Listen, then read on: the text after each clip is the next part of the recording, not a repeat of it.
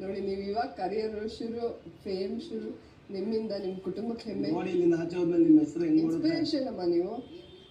Inspiration ಆಗ್ತೀರಾ ಈಗ. ಹೆಂಗಂದ್ರೆ ಯಾವ ಏಜ್ ಅಲ್ಲಿ ಏನ್ ಬೇಕಾದ್ರೂ ಸಾಧನೆ ಮಾಡ್ಬೋದು ಅನ್ನೋದು. ಬಟ್ ಇವ್ರದಂತೂ ಎಕ್ಸ್ಟ್ರಾ ಆರ್ಡಿನರಿ. ಹೌದು, ನಮ್ಮ ಕಡೆ ಊಟ ತರ್ತೀವಿ.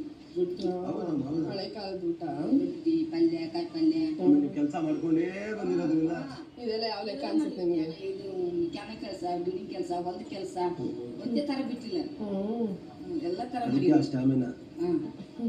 ಅದೇ ಒಂದು ನೋಡಿ ಬೇಜಾರು ಪಾಪ. ಈಗ ಅಮ್ಮಂದ ಲೈಫ್ ತಗೊಳ್ಳಿ, ಅವ್ರಿಗೋಸ್ಕರ ಅವ್ರು ಎಲ್ಲಿ ಬದುಕಲಿಲ್ಲ, ಈಗ ಅವ್ರದ್ದು ಶುರು ಆಗಿದೆ ಅನ್ಕೊಬೇಕು. ಈಗ ಅವ್ರು 15 ವರ್ಷಕ್ಕೆ ಮದ್ವೆ ಆದ್ರೂ ತಕ್ಷಣ ಮಕ್ಳುಗಳಾಗುತ್ತೆ, ಅವ್ರಿಗೋಸ್ಕರ ದುಡಿತಾರೆ, ಗಂಡ ಕುಡಿತಾ ಇರ್ತಾರೆ, ಅಂದ್ರೂ ಹೊಂದ್ಕೋತಾರೆ. ಗಂಡ ಹೋದ್ಮೇಲೆ ಮಕ್ಳಿಗೋಸ್ಕರ ಬದುಕ್ತಾರೆ.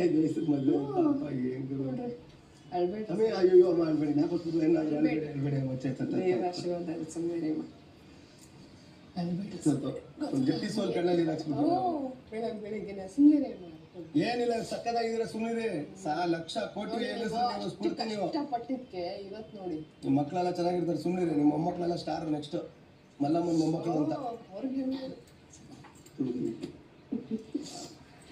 ಸಾರಿ ಅಮ್ಮ, ನನಗೆ ವಾಪಸ್ ಬಿಟ್ಟು ಅನ್ಸುತ್ತೆ.